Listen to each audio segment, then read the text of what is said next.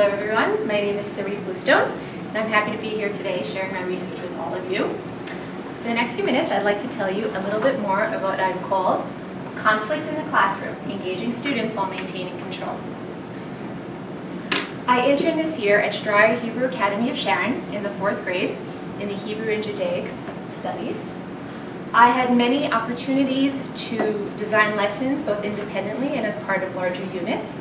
I also had the opportunity to teach these lessons many times on my own, especially by the end of the year when I was subbing for my mentor teacher who was out on maternity leave. During the days when I'd be in the classroom, I found that there were instances when students were a little bit too noisy, too excitable, a little too disruptive, and I was losing control of the lesson, losing control of the students, and I found that I would spend more time trying to bring the lesson back under control or acting like a referee. This especially happened, like I said, when I was by myself, when my mentor teacher was not there to offer me support.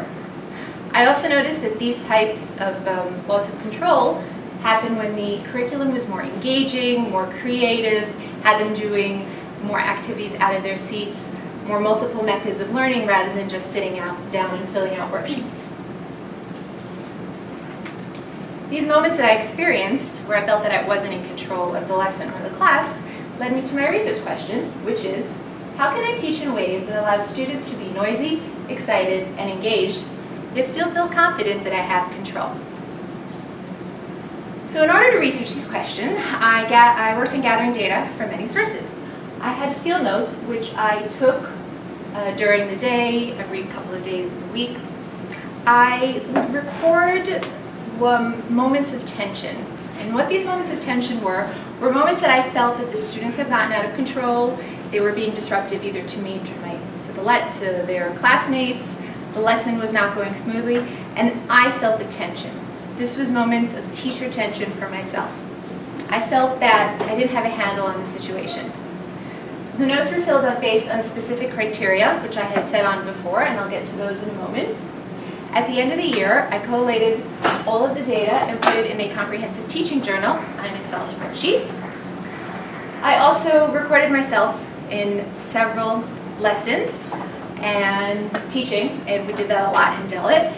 And I made sure that I had some video recordings for lessons that I had corresponding field notes. And finally, I observed and interviewed several experienced teachers at my day school to gain insights and any understanding or ideas that they might have on my own question and musings. So for my data analysis, I took a deeper look at my research journal.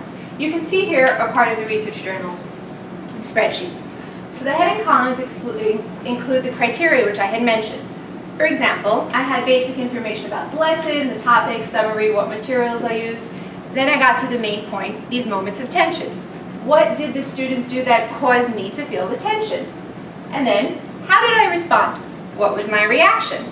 I also decided to write, what was the effect of my response? And I gave myself a grade. I rated myself. 1 being not successful. The moment of tension increased or continued. I felt that I had lost control of the lesson. It had gotten away from me and I wasn't able to maintain it. Or 3, very successful. I had managed to bring them under control, I got a handle on the situation, and the lesson was able to continue smoothly and I was able to teach what I wanted. I also added the columns for what did I feel, what insights did I have, maybe some comments for the future, what I would do differently, and then finally, did I have a corresponding video to go along with these field notes. So to analyze it deeper, I chose 4 lessons, 2 lessons in which I was not successful, a 1, and 2 lessons in which I was very successful and gave myself a 3. I looked to see if there was any correlation between the data that I found after I had gone through all the lesson plans for these lessons, reviewed the videos, took additional notes, read my field notes. Was there some kind of connection? I wanted to see if there was something that I did, or maybe something that I didn't do, that could have caused these moments of tension. I wanted to see why I felt a loss in some lessons and why I was so successful in others. So the first thing that I found was that if students understood the directions, they were more likely to be engaged and less likely to have disruptive behavior. While reviewing the videos, I noticed occasions where my instructions and directions for the students were not clear or were insufficient, even to myself, and these were followed by moments of tension. And I realized it's not just what I'm saying in my directions, it's how I'm giving them over. Especially in my class when a lot of my directions were in Hebrew, which is a second language for my students, I needed to be very clear about what I wanted, and I needed to know that they understood me. After looking at some videos and noticing occasions in which my directions were lacking, I thought, what would I have done different? What could I have done in other instances where I was more successful? And I created a list of principles for giving directions. So, to be successful in giving directions, I need to make sure my students are paying attention, which means eyes on me, pencils down, try not to fidget, no talking to your neighbors, I want the focus. 2, use clear language. Clear language is so important, again, especially in Hebrew, and not just that it should be clear, but it should be level appropriate for what they were in that class, Hebrew level appropriate. Number 3, make sure directions are complete. Not just directions for what I want at the beginning of the lesson, but also what I expect at the end of an activity, so they know what my expectations are for finishing.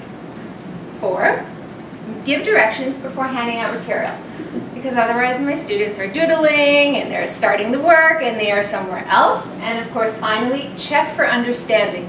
What questions do you have? Can someone repeat the instructions? What isn't understood? The next insight that I had was a more reflective nature about these moments of tension and what might cause them. I realized that when students are resisting a given activity, it is often helpful to ask myself why, rather than forcing the activity. When these moments occur, they are an opportunity for me to step back and think. What are my students trying to tell me? What is going on here? Why do I feel these moments of tension? What can we do about it? These types of thinking and probing might not always be possible in the moment, but it really helps me to know that I need to be aware that such thinking on my feet might occur. So during my readings, I came across a quote from Schoen about teacher reflected, a reflection that resonated with me. Schoen was a philosopher who focused on the development of reflective practices in one's own field. He said, reflection on action involves thinking about what we have done in a particularly puzzling situation after or independent of the situation at hand. In contrast, reflection in action involves thinking in the moment such that reflection occurs in the midst of action without interrupting it. Whether I'm accomplishing reflection in action